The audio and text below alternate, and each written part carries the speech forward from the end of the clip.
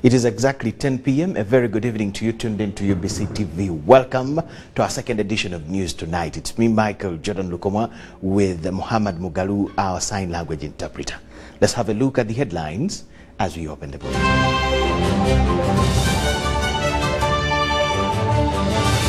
President Museveni has called upon Japanese investors to invest in the urban waste management. The Democratic Party has scoffed at FDC apology request. Child mental disorders on the rise, Mulago has reported. 48 billion Soroti fruit factory to be commissioned. While Uganda ready to host the Beach Woodball World Cup.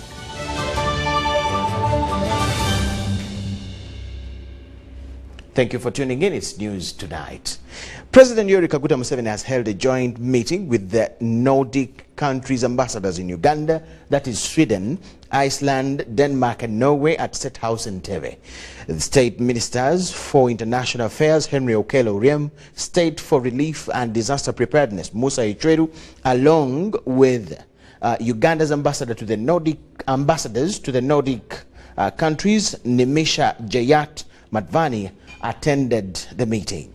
Museveni and his guests discussed various business opportunities that the Nordic countries could take advantage of and invest in Uganda to strengthen further the relationship between them and Uganda. President Museveni asked the envoys to consider encouraging entrepreneurs from their countries to invest in Uganda's public transport sector, adding that if bus carriers could be assembled to transport people at an affordable rate, it would go a long way in helping to rationalize the transport system in Uganda. Regarding the energy, Swedish and Norwegian envoys expressed interest in having entrepreneurs working on transmission lines. The envoys also assured President Museveni that their countries were ready to offer expertise in the oil and gas sector. On agriculture, President Museveni advised the envoys that Uganda wants investments in value addition into products. He also encouraged them over participation in the building of a few high-quality education institutions like universities and technical schools in Uganda in order to help the country contribute and further consolidate the quality of knowledge. President Museveni commended the Nordic countries for changing from simply giving aid to the countries like Uganda to doing business with them, which he observed as a more beneficial arrangement for all the countries. The envoys commended President Museveni for setting up an anti-corruption unit in State House, noting that it is an important effort to fight the vice in the country.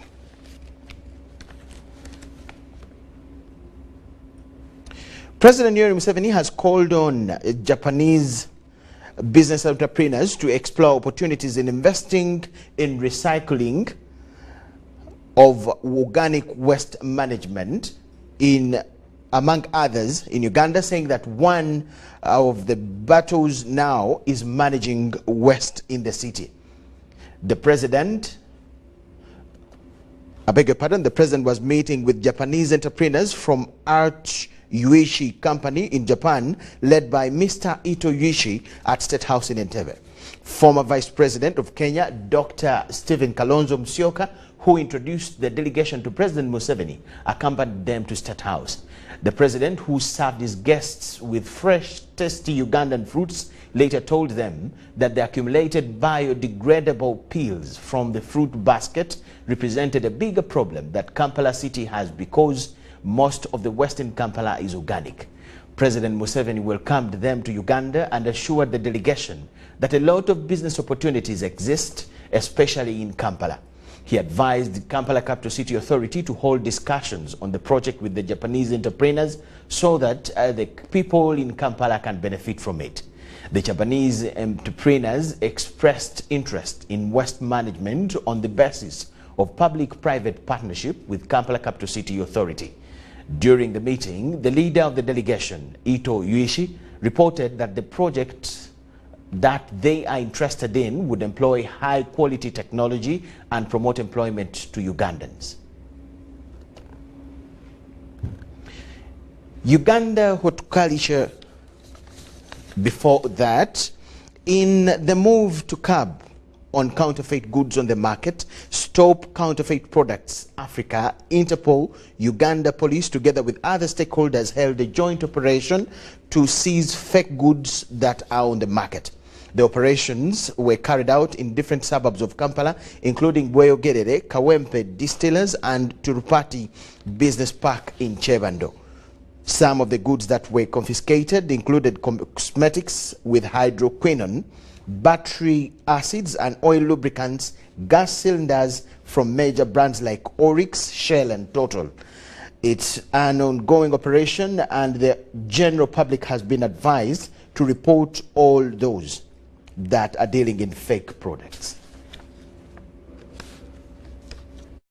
Closed some factories. We have impounded some counterfeit goods, including cosmetics, including gas cylinders. All these were meant to protect the consumer. We want to advise members of the public that please be cautious when you are buying some of these products. There was a factory that is Premier Distillers, Uganda Limited. We got information about them and what they are doing. They are putting methanol in their alcohol products, and the methanol is way above 15%. And the law prescribes that the methanol should be 0.5%. Companies like Oryx Uganda Limited, people are decanting their cylinders, and other stakeholders, the likes of Shell, also suffering all across the board. And today when we visited the house in Bweyogerere, in a residential area, we found that actually it is true. People buy the big cylinders and decant into the small cylinders. Their aim is to make more profit. So that is why people are crying today that the gas is never enough. You buy 13 kg, on average you expect to last 13 months, or to last 3 months, then it will last a month and a half for an average family. So even the valves which are on those gas cylinders are very deadly.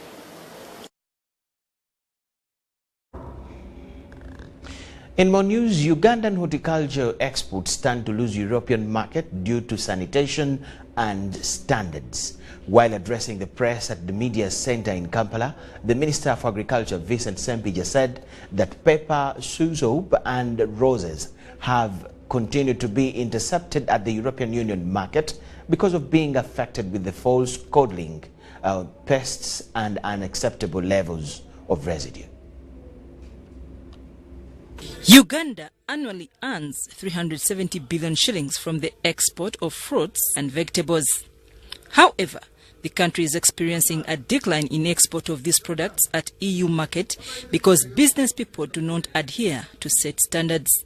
The Minister of Agriculture, Animal Industries and Fisheries, Vincent Sempija, addressing the press at Media Center in Kampala, said the climate change and dry spell with scattered open production have escalated pest incidents. It is mainly affected are three. One, capsicum, the peppers, anona, we call it kitaferi here, and the roses. And the first problem is the fall or the false codling moth, FC. The pest in question has a very wide range of hosts, about 80 different hosts, and it makes controlling it very, very difficult. The use of smallholder farmers scattered all over the place in open fields as opposed to production in greenhouses. The ministry has appointed a national task force to guide standards and is to train extension staff who will in turn engage farmers on the dynamics of controlling the moth. So extension workers will be able to help the farmers to know when to spray, but also which chemical to use. But the problem with our farmers is that when they spray and there are still infections, they increase the rate of spraying. And in the process of increasing the rate of the chemical, then they surpass the residue levels which are recommended. Other interventions include stopping clearance of export consignment of a company with more than one interception due to pest and maximum residue levels, strengthen online certification system, and blacklist errant exporters as sanction. The last resort to think of blacklisting an exporting company, because as government our duty is to support all these exporting companies to be able to engage in business. There is a standard we have developed that guides the exporters how to transport these products from the farm to what we call a pack house. We are not going to expect you to have produced, say, your chili, which is human food, and then you are transporting it on a truck that has just carried cow dung or cows. Now, those are some of the limitations. If we got you anywhere along the road, we shall stop you and we shall impound those products for destruction, because ultimately your products may go with some pieces, drops of dung, and this is human food. All these efforts, including the ministry getting technical support from the World Trade Organization, Trade Development Facility, and Royal Netherlands Embassy, are meant to put Uganda back in its position of producing quality fruits, vegetables, and flowers. I'm Navka Farida and Sana Anet, reporting in Kampala. Political parties under the DP bloc have vowed not to apologize to the Forum for Democratic Change, FDC, and its supporters as it was demanded. While closing the DP bloc retreat at Flora Hotel in Nansana, Okiso District, the DP president Norbert Mao insisted that whatever transpired on Thursday last week intended to put politicians to order. We have nothing to defend. We have nothing to apologize for. All we have is a plan to share. Political parties in the opposition under their umbrella DP bloc have resolved not to apologize to their counterparts in the FDC on the alleged insult while signing a memorandum of understanding which brought them together. I'm asking Mr. Mao, I think, to offer an apology to FDC as a party. Nobody insulted anybody last Thursday. All that was done was to put a mirror. Sometimes you may have an image of yourself as you leave your house. But if somebody puts a mirror in front of you, then are you going to say, that's not me? We have been serving the truth by the spoonful. We are now going to serve it with spades. Therefore, speaking the truth is going to continue. We are the party of truth and justice. And we intend to continue serving healthy doses of truth. Mao says political parties on the opposition have to respond to indoor responsibilities rather than diverting Ugandans from the common direction of change. And our call to everybody, respond to our ideas. Criticize our ideas. This is a debate about issues, not about personalities. Therefore, we have resolved not to be diverted to start discussing personalities. This retreat has taken 2 days, and DP bloc commits to present its resolutions to all political parties and non-government organizations to form a way forward while approaching the general elections of 2021. This discussion paper will be presented to everybody, and I can name the people we have agreed to hold straight and open discussions with. We start with political parties. We will meet with the Forum for Democratic Change, and we should put all our cards on the table. Mao adds that talks are going on with other political actors on the opposition to form a formidable team and a common agenda. To those who have been making those attacks, we have identified people of their level who will respond to them. We also know that there are top leaders in FDC, and we are talking with them. This 2 days retreat was attended by all political parties in DP bloc, DP members of parliament, well-wishers, and according to Mao, this exercise of unity building was sponsored by mainly international peace-loving organizations. And among our partners, we count the Conservative Party of the UK. So where did Nokia and Ericsson go? They were swept away by a new wave, even Alcatel, Motorola. Now, you can't start talking about your millions of votes and so on, as if, as Dr. Bed says, as if votes are like cattle, which you lock in a kraal, and you unleash them on election day. Abdul Nasir Luwama for UBC News. Cabinet has approved changes in the Uganda Women Entrepreneurship Program to benefit more women across the country following promising results as per the set performance measures, such as the repayment rate, which is now at 80%. The Permanent Secretary, Ministry of Gender, Labour and Social Development, Pius Bigirimana, explains that the changes include well thought through guidelines that are intended to ease financial accessibility for women for impactful development. For 4 years now, government has been running a revolving fund under the Women Entrepreneurship Program with the aim of increasing the number of women who access affordable credit for development. Basing on the set performance measures, the program has surely paid off with a repayment rate of 80%, better than the Youth Livelihood Program that is at 70%. Ministry of Gender, Labour and Social Development attribute this to the fact that women are credible debtors as compared to any other demographic. However, to better the service and further the program's impact, the Line Ministry came up with new guidelines which have subsequently been approved by Cabinet. Key among them is the revision of the age bracket of eligible women of 18 to 65 years by lifting the upper cap to 79 years. And therefore this opens opportunities for more women.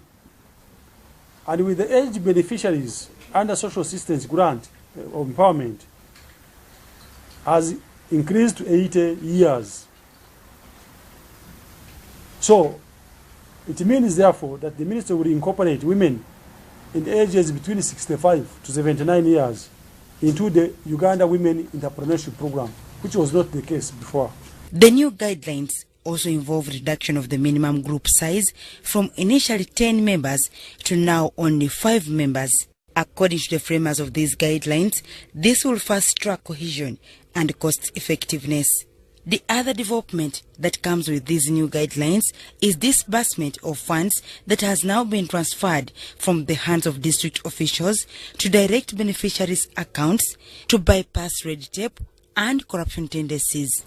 We have been having challenges at that level, where money is released, it is not given to the beneficiaries in time.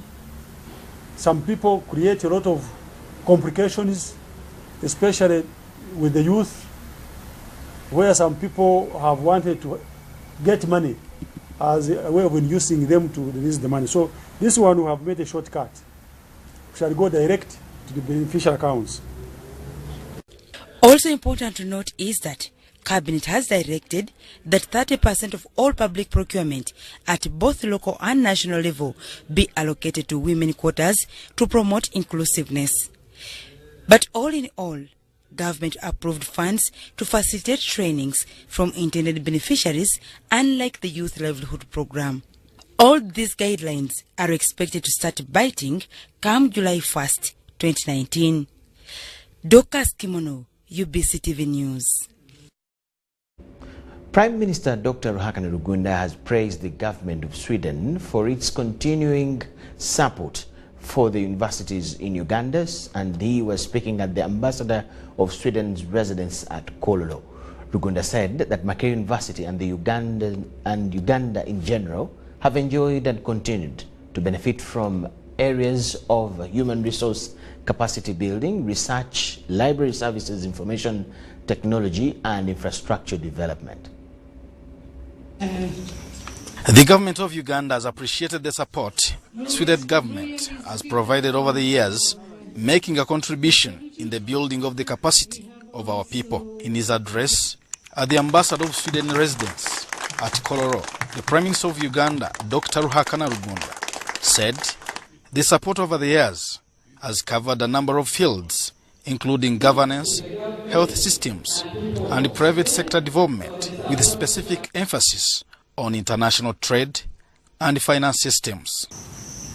It has made a significant contribution in boosting Uganda's capacity in many ways. Makerere University and Uganda in general have enjoyed and continue to benefit in the areas of human resource capacity building, research, library service, information technology, and infrastructure development. The Ambassador of Sweden to Uganda welcomed the discussion of strengthening the ownership and securing the sustainability of his government's investment in Uganda's research over the past 20 years. $5 million. Our support not only includes graduate training to staff members, but also provides institutional support for scientific equipment, the university library, online e-resources. Vice Chancellor Makerere University, Professor Barnabas Nawangu, thanked the government of Uganda for relocating 30 billion in the year 2019-2020 financial year to support research at Makerere University. This support has greatly improved the research culture of the university. I must say that many proposals are now being funded both in basic and social sciences.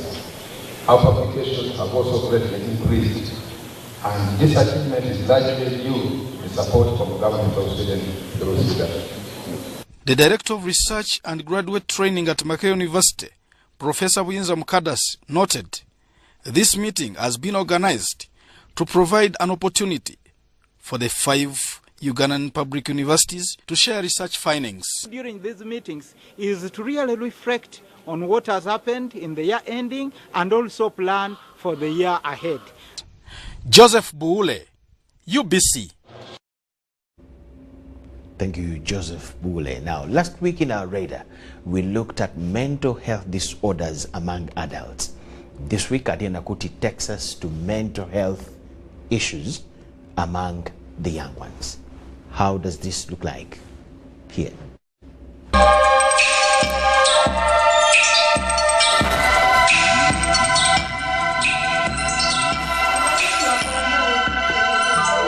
For all along, it is rather shocking to learn that mental health disorders in children do not only exist but are also growing. At Butabika National Referral Hospital, there is a children and adolescent ward where minors with mental health disorders are cared for. Here, over 100 children with mental illnesses are attended to in the outpatients department. According to the management of Butabika Hospital, previously, admissions for children used to be 25, but now it has increased to 30. We have 32 who are admitted on the ward per now, and they improve and they maintain them on treatment. We are not supposed to stop the treatment. We put them on a low dose and they continue with the school. The causes for mental health disorders in children are different from those in adults. In children, the major causes are birth injuries, contributing 30 to 40%, followed by infections during pregnancy at 15 to 16%, and severe malaria. But how can mental disorders in children be prevented? Health conditions. We ask people to, first and foremost, to prevent common general health issues, because they are the ones that predispose to mental illness. So first and foremost, we want to protect the babies. We ask the mothers, once they know they are pregnant, to attend antenatal and ensure they deliver at health facilities where they can be helped. Of course, that will help reduce birth injuries so that normal babies are born who do not suffer mental disorders. But also, when these babies are born, it's important that they are immunized. When they are immunized, they don't suffer common infections, and that will help to prevent them getting brain injuries, brain damage, and mental health challenges in the future. We want people to sleep under mosquito nets because malaria is a common illness that, if not treated early, can also predispose to mental illness. Like in adults, mental health disorders in children can also be treated. Such services are not available at lower health units. The hope now remains in the Mental Health Act if well implemented. But we are also looking at integrating care such that if I am a nurse, if I am a clinical officer, I should be able to also to handle anything to do with the mental health, not only for specialists, but I should be able to handle that. So the country now has the Mental Health Act that will help to address the challenges in accessing treatment. Ministry of Health calls upon parents who have children with mental disorders to seek treatment at regional or national referral hospitals.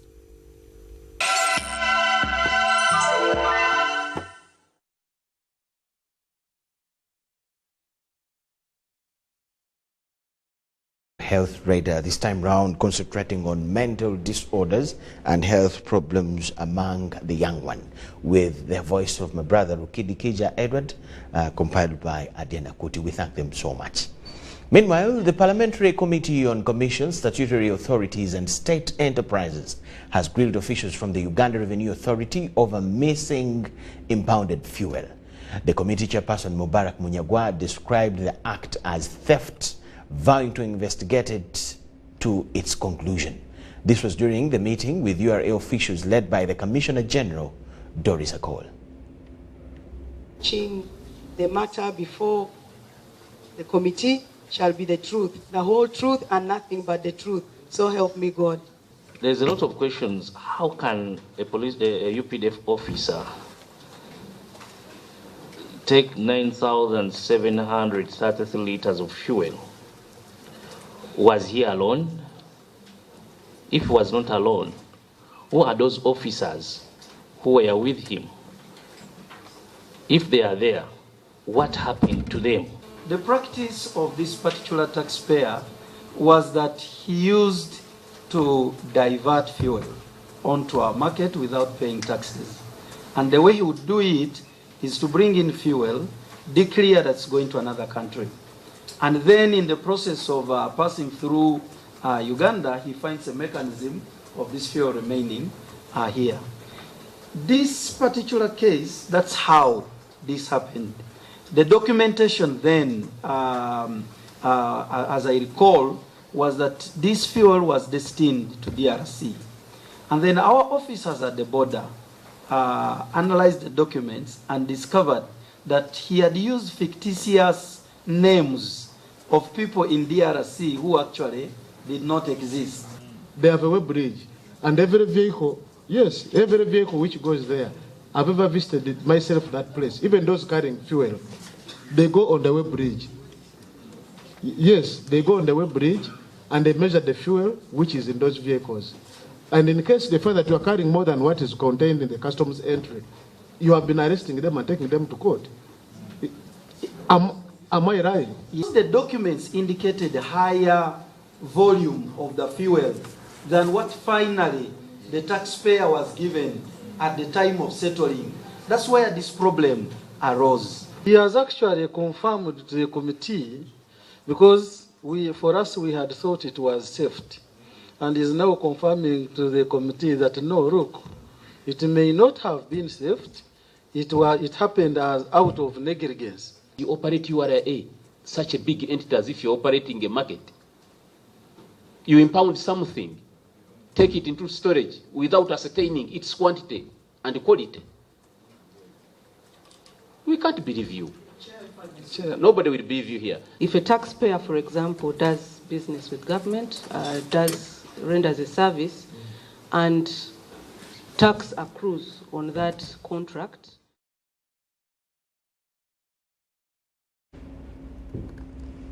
that was in Parliament today. Manager, National Water and Sewerage Corporation, Jinja, Charles Okwangi, has told the Commission of Inquiry into Land Matters that issuance of license to individuals to carry out operations at Karibu Karibu Public Corridor land by the National Planning Authority has spearheaded wrangles on the contested piece of land. This follows information availed to the Land Inquiry Commission about how Jinja Municipal Council officials are selling plots of land on the Aldina Road, including the land where Karibu Karibu Market is situated.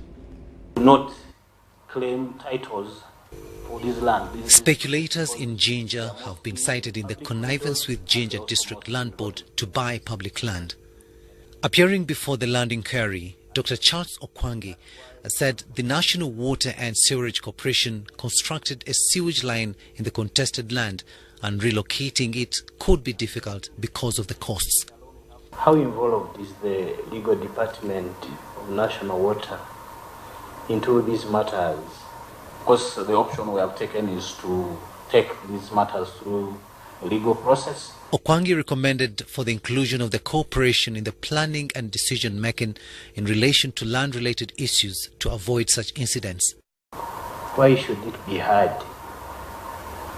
for you two organizations to cause cancellation of titles over your facilities? I think there is lack of integration between the National Water and the institutions, especially the Municipal Council. The inquiry wondered whether National Water and Sewerage Corporation has ever looked at the planning area of Jinja District to affirm if the contested land is an open corridor. What exactly did you mean? The area surrounding this land was open, it was not developed. We had our manhole covers, manholes there, they are raised and they can be visible in the land. And mostly where our lines pass, we consider them to be public corridors. NWAC was cited in the connivance with the Karibu land grabbers.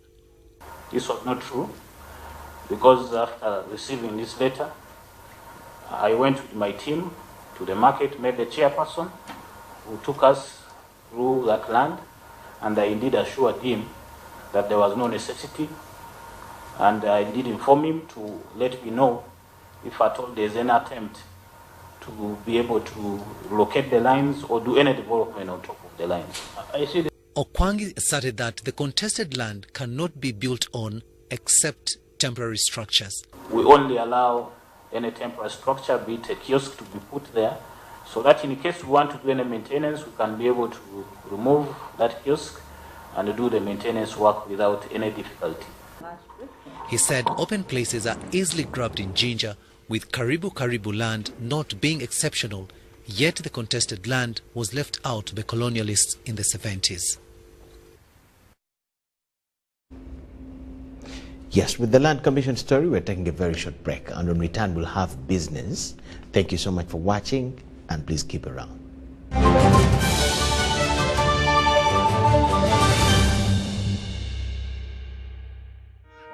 Every dream has a challenging journey. Ours began in 1998 with a mission to drive the development of a robust communications sector in Uganda. We created structures to champion the dream.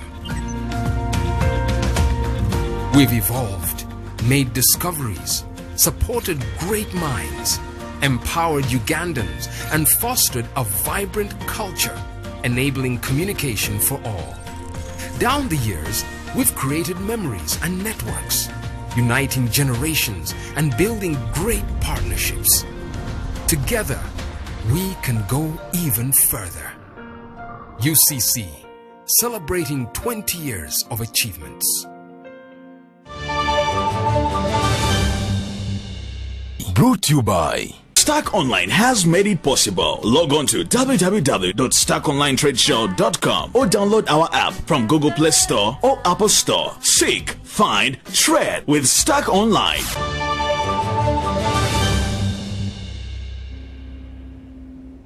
And we now welcome you to Business News tonight. And there, after being postponed several times, the Soroti Fruit Processing Factory will finally be commissioned this weekend. This was confirmed by Amelia Chambade, Minister for Trade, Industry and Cooperatives, while witnessing the change of guard at the Uganda Development Corporation. Dr. Patrick Birungi has officially taken over office as the substantive executive director from Emmanuel Mutahunga, who was serving in an acting capacity. Dr. Patrick Birungi assumes office at a time when Uganda Development Corporation is expanding its investments to foster industrial growth across the country. So, institutional building is going to be my concentration number one. Number two is going to be a more aggressive investment agenda because the demand is enormous. We're in Parliament today, but if you could hear every MP speaking, you could see that the thirst is too much. We may not be able to satisfy everybody or everyone in time, but at least we'll do our best. While witnessing the peaceful transition, the Minister of Trade, Industry and Cooperatives confirmed the official date of the long-awaited commissioning of Soroti Fruit Factory. That we are going to witness on the 13th. We are going to commission on the 13th. It has taken a while, but because we didn't have organized structures, we cannot blame Koika, but it's because we do not have organized structures in place. But now we are looking forward to further investments under UDC. The outgoing acting executive director lauded the team that has worked tirelessly to ensure that the project comes to reality. We are now not talking of when will the factory be completed. This work has not been done well, but rather knowing that on 13th, at a specific time, the factory will be commissioned, and whoever goes there will take juice. Of course, there are some that were started by Dr. Mtaungo, like the tea industries, and he has left the plans, and all those plans, Dr. Runji will be able to manage them or to see them through. Although Teso sub-region is endowed with diverse species of fruits, over the years farmers have grappled with low prices and lack of ready market for their citrus and mango foods. Dennis Igor for UBC Business. Okay, we'll now wind up business with a look at the money exchange rates and see how our shilling is faring with other currencies.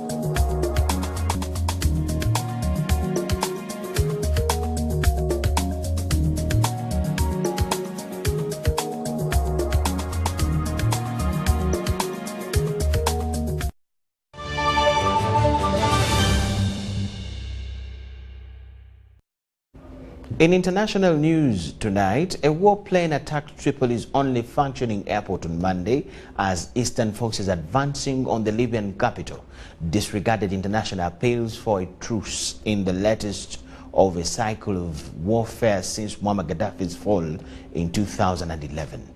Casualties were mounting in fighting that also threatens to disrupt oil supplies, fuel migration to Europe, and wreck UN plans for an election to end rivalries between parallel administrations in the country's east and west. The Eastern Libyan National Army Forces of Khalifa Haftar, a former general in Gaddafi's army, said that 19 of its soldiers died in recent days as they closed in on the internationally recognized government in Tripoli. On Sunday evening, LNA forces had moved up from the airport, coming as close as 11 kilometers from the city center before retreating, residents said.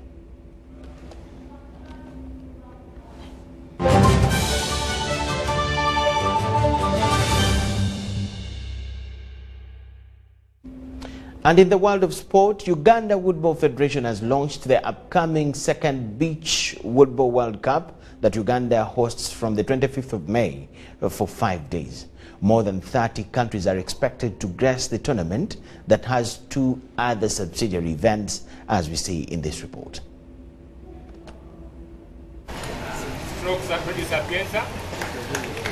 For all the time Uganda has existed as a sovereign state, no single individual sport has hosted a World Cup.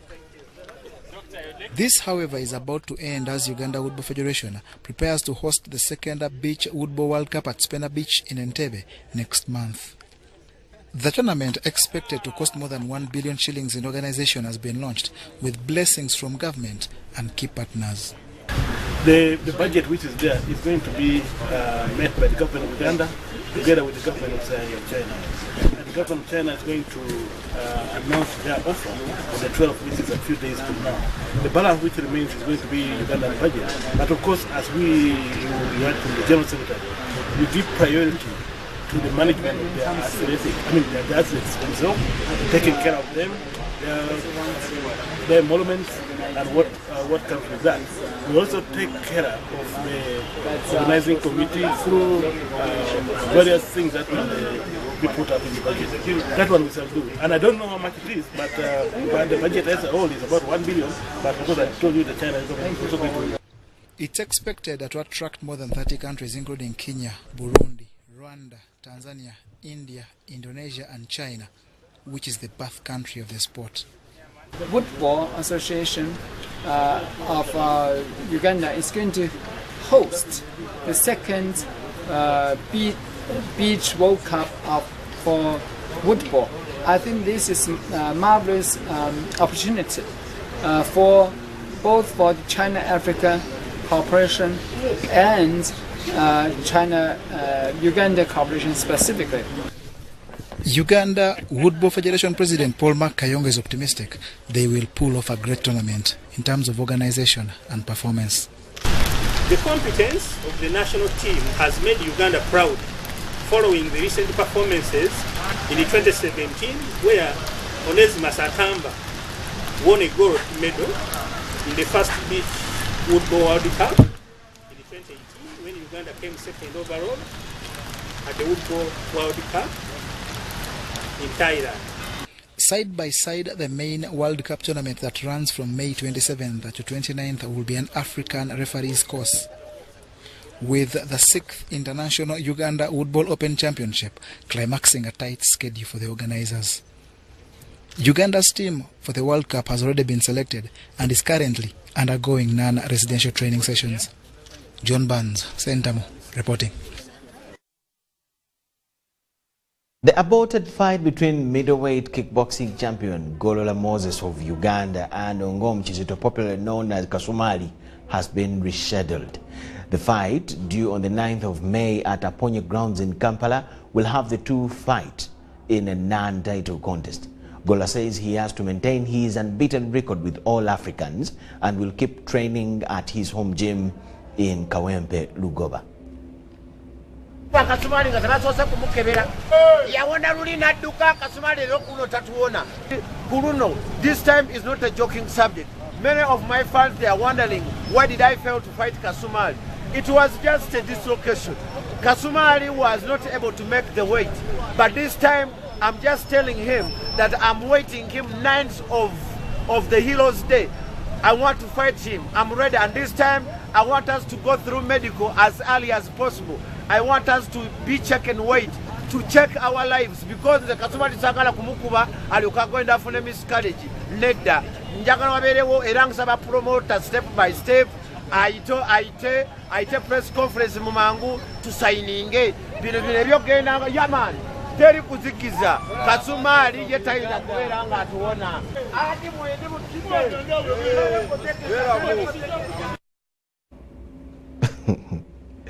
So Kasumali may face a miscarriage after being beaten by Golola Moses. We wait to watch the game.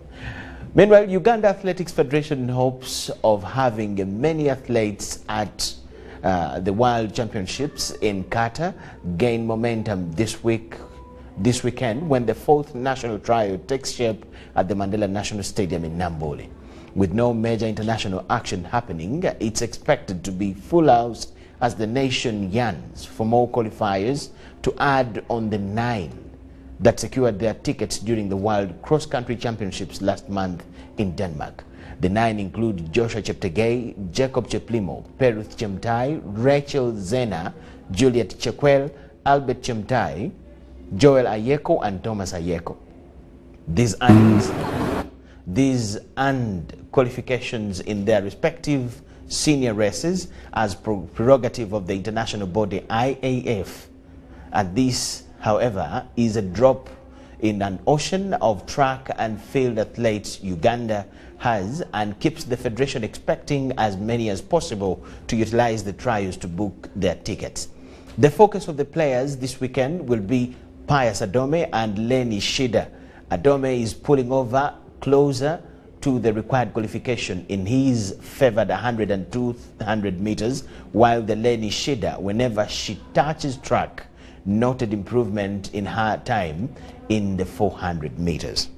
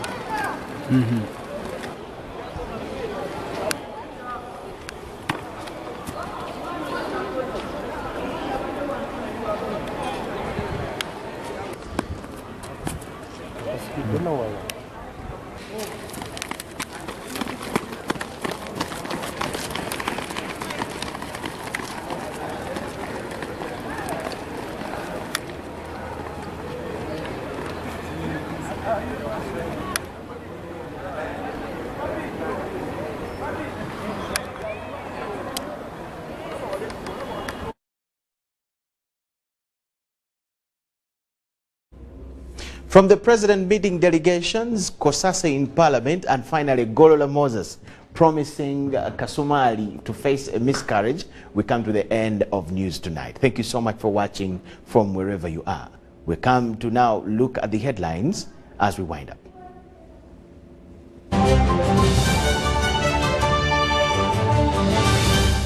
President Yoweri Museveni has wooed Japanese investors in urban waste management. The Democratic Party has scoffed at the FDC apology request. Child mental disorders are on the rise, Mulago has said. 48 billion Soroti fruit factory to be commissioned, while the Uganda is to host Beach Football World Cup.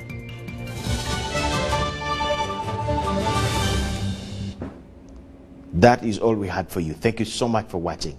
My name is Michael Jordan Lukomwa, with Muhammad Mugalu on the sign language part and the whole crew here in UBC TV studios. We wish you the best of the night.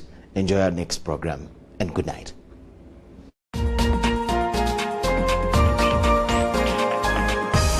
Was brought to you by UCC, celebrating 20 years of achievements.